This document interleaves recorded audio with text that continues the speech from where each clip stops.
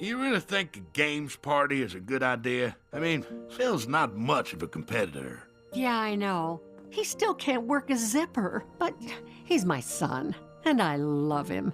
And I want to give him a birthday that'll leave him feeling like a winner for once.